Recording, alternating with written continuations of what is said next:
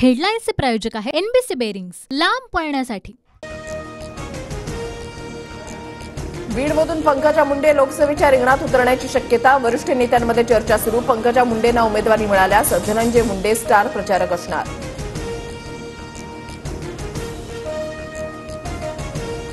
लोकसभा उमेदवार निश्चितीसाठी भाजपची 6 जणांची समिती, देवेंद्र फडणवीस, चंद्रशेखर बावनकुळे, रावसाहेब दानवे, सुधीर मुनगंटीवार, चंद्रकांत पाटील आणि आशिष शेलारांचा समावेश। भाजपच्या केंद्रीय निवडणूक समितीची आज बैठक, 1 ते 2 दिवसात लोकसभा निवडणुकीसाठीची पहिली यादी जाहीर होण्याची शक्यता। पहिल्या यादीमध्ये महाराष्ट्रातील उमेदवारांचा समावेश नसणार, सूत्रांची माहिती। अमरावतीतून नवनीत राणा भाजपच्या तिकिटावर निवडणूक लढवण्याची शक्यता। उत्तर मध्य मुंबईतूनही पूनम महाजनांसह पियुष गोयल, शेलार आणि माधुरी दीक्षितच्या नावाची चर्चा। भाजपच्या 23 निवडणूक निरीक्षकांची आज बैठक, बैठकीमध्ये लोकसभा मतदारसंघाचा आढावा घेणार। गल्लीचं राजकारण फार झालं, आता दिल्लीला जायची इच्छा, आत्रामांची प्रतिक्रिया। तर गडचिरोलीसाठी भाजपकडून धर्मराव बाबा आत्रामांना विचारणा, मात्र भाजपच्या तिकिटावर लढू नये, दादांची भूमिका, सूत्रांची माहिती।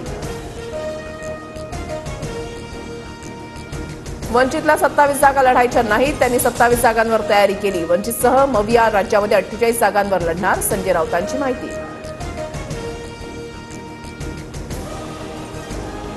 सत्ताधारी पक्षातील नेत्यांच्या कारखान्यांवर राज्य सरकार मेहरबान, अशोक चव्हाण, कल्याण काळे, अमरसिंह पंडितांच्या कारखान्याला मदत, मात्र पंकजा मुंडे, संग्राम थोपटे, अशोक बापूंच्या कारखान्याला मदत नाही।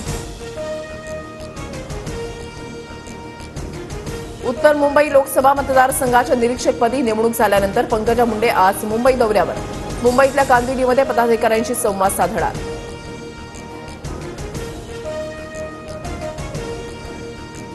दक्षिण मुंबईमध्ये भाजप विरुद्ध ठाकरे गट थेट लढत असणार, ठाकरे गटाकडून अरविंद सावंत तर भाजपकडून राहुल नार्वेकरांचं नाव जवळपास निश्चित।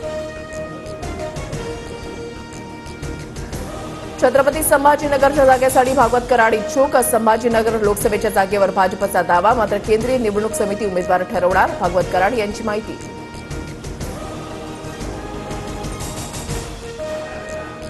हॉटेल कर थकबाकी प्रकरणी निलेश राणेंना पुणे पालिकेकडून दिलासा, राणेंकडून मिळकतीचा 25 लाखांचा धनादेश पालिकेकडे जमा, उर्वरित रकमेचा वाद सुरू असल्याच्या आक्षेपानं थकबाकी शून्य।